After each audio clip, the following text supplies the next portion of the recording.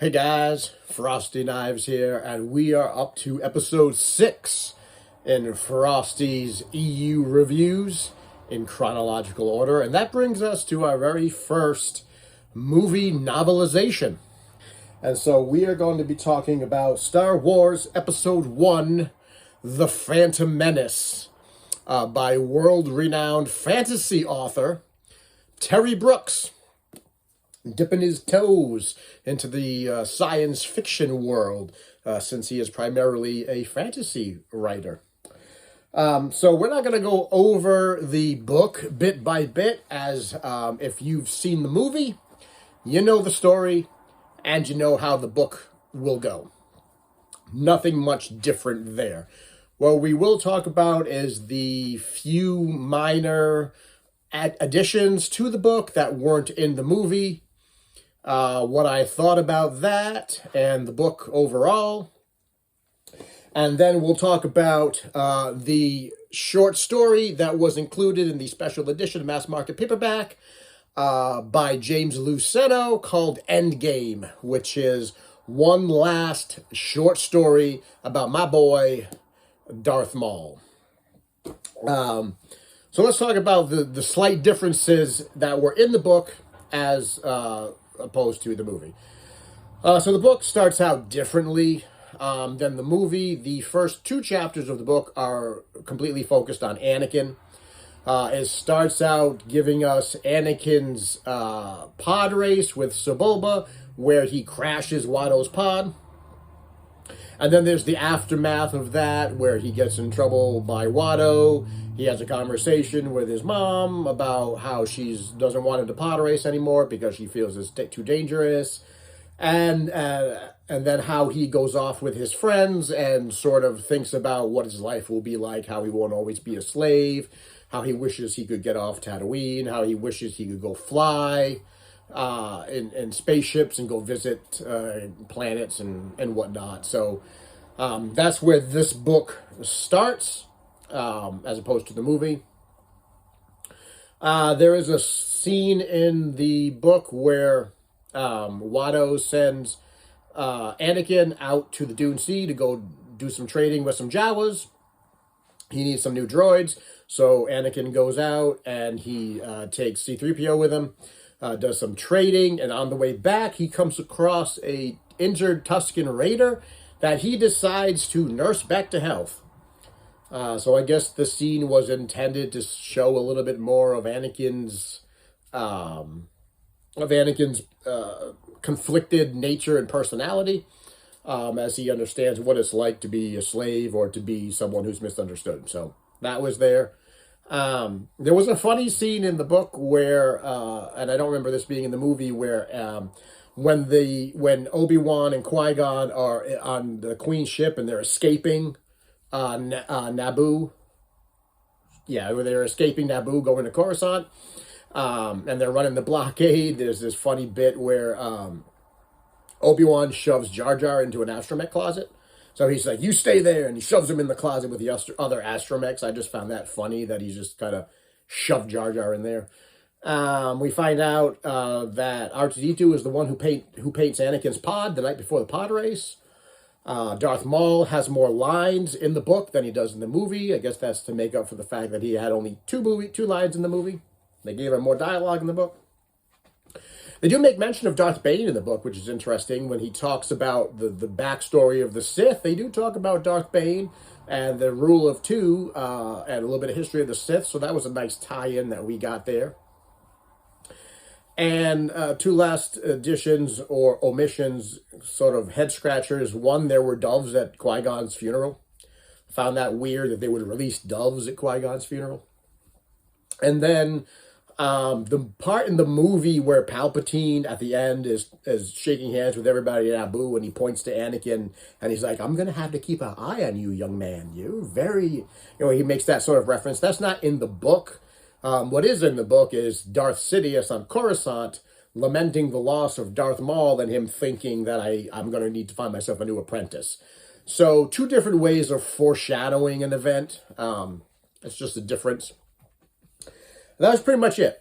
That's pretty much all of what was new in the book. Should you run out and read this book? Probably not. The edition that's in there is not enough for me to recommend for you to go out and read the novelization. You're better off if you're doing what I'm doing and reading through the books in chronological order. You're better off watching the movie at this point. There's not enough in there in the books to really recommend needing to read it. The same issues that I had with the movie are the same issues that I have with the books. Same issues with Qui-Gon. Same issues that I had with Jar Jar. I thought reading Jar Jar would be easier than watching Jar Jar. I was incorrect. Reading Jar Jar felt worse to me than actually watching him, because at least if I'm watching him, I can tune him out. So that didn't get any better. I still think they went too far back with Anakin, so I wasn't really invested in the 9-year-old Anakin.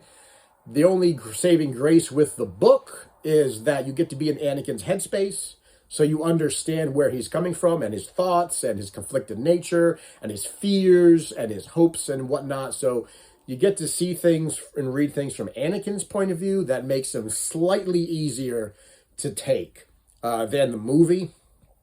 But overall, whether or not you're going to like this book is predicated on whether or not you're going to like the movie. If you really like the movie, you're going to really like the book. If you don't really like the movie, or you have major complaints with the movie, you're not going to like the book, or you're going to have the same complaints that you had with the movie. So reading the novelizations of the movies is always my least favorite part of reading the expanded universe in chronological order. Most of the time, I recommend you just watch the movie to get the information, as there's really not much difference until we get to the original trilogy. Those novelizations are different for a reason, because they're older and they're older shooting scripts. So, but as far as this one goes, I'd recommend you watch the movie. You're not gaining any new insights or lore or in-universe information by reading the book. So now let's talk about the 32-page story by James Luceno, Endgame, because when they put out the special edition mass market paperback, they needed a reason for people who already, like me, who already own this book in multiple formats. They got to give you a reason to purchase this copy. And the reason is James Luceno writes a short story about Darth Maul, and that was good enough for me, so I purchased a third copy of a book that I already own so I could read the book.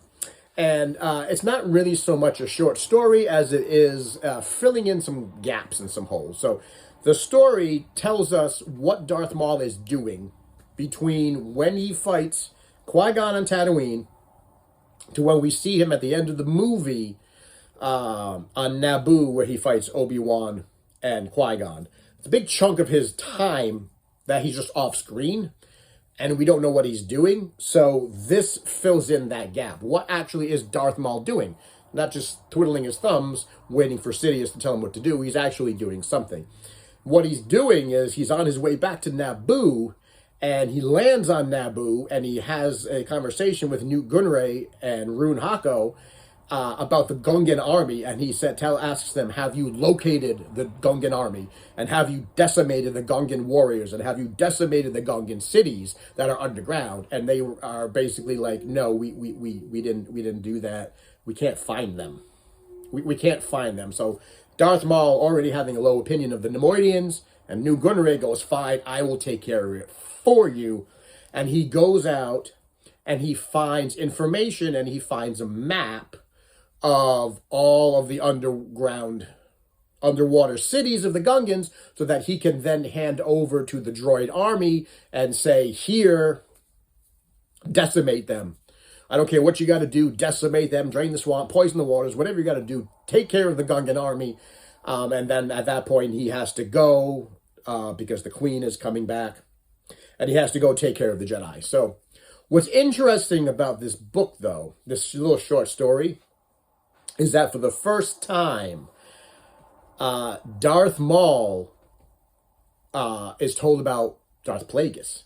See, up until this point, Sidious has kept the existence of Plagueis hidden from Maul. He's been working with Plagueis for 20 years, for many decades, and yet he's always kept that part hidden from Maul. He tells Maul, it's just you and I, and he never, and so finally, Maul finds out that Plagueis exists, and what that does is it begins to make Maul question Sidious for the very first time in his life. He finds out that Sidious has been lying to him about this Plagueis, and who is he? And then he begins to question. So the way that he finds out about Plagueis is actually kind of neat. He's looking for the Gungan cities, and he hears that there's a Bothan who has mapped out all of the Gungan cities. Of course, it's a Bothan with secret data. So he's going to find this Bothan so we can get this map, but nobody can find out where the Bothan is. So he finds this person who used to be working for the old king, King Varuna. She can tell Maul where this Bothan is. So she goes to him and says, I need to find this Bothan because I need to get this data. And he shakes her down. And so finally she tells them, this is where you can find the Bothan. And as Maul is leaving her residence, she says to him, oh, by the way, say hello to Hego Damask for me. And Darth Maul is like, has never heard that name. Who is Hego Damask? And the lady says, oh, you don't know who Hego Damask is? He's the one controlling Palpatine. They've been working together for 20 years. He's the one doing the block, coming up with the droid army and the blockades and all of this stuff. He's the one running the show. And so, of course, Maul doesn't really believe her. So then he confirms it with the Bothan, and the Bothan says, Magister Damask, yeah, I know who he is. He's been working with Palpatine for 20 years. So he finally gets knowledge that Plagueis is working with Palpatine. And Palpatine has been lying to him about them being the only two Sith. And he starts to wonder, if Palpatine is lying to me about this, then maybe he's lying to me about other things. Maybe I'm not really going to be a Sith Lord and equal with Palpatine like he tells me. Maybe I'm nothing more than a weapon to him.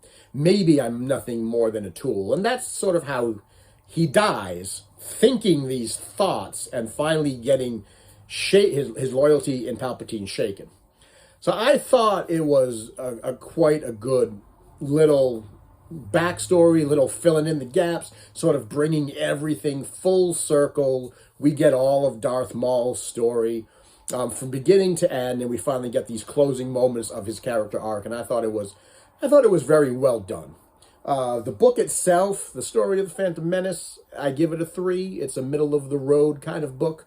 But the short story of Darth Maul, I give that a 4, because I thought it was well done, fills in some gaps, gives us some closure, gives us an ending to Maul's story, and it ties all of the pre-Phantom Menace books together very nicely.